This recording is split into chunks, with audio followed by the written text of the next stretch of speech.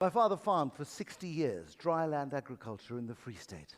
And every year, he would plow furrows into the ground, put seeds and fertilizer into the ground, apply the proper pesticides, live in faith as he closed the soil over those seeds that the rains would come, the crops would grow, and by the time he got to this time of the year, in August, September, and it was harvest time, the prices would be good enough to cover those costs so that he could do it all over again next year.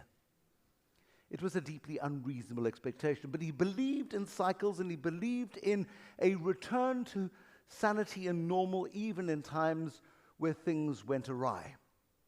And I don't remember the early 1970s, but I certainly do remember the early 1980s where we had the El Niño phenomenon. We didn't know what it was back then. Now we've got a name for it, so we can blame it.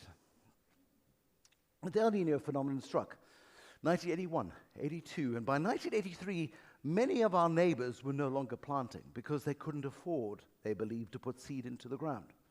My old man went, it will return.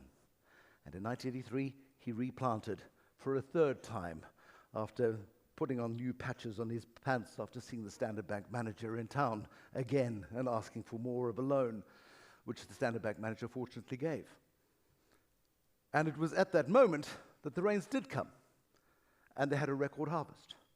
And that faith in returning to the cycle and returning to normality and avoiding the abominations that we face from time to time in life and in society is something we need to remember. But it is that sense of unreasonableness which we need to capture more seriously.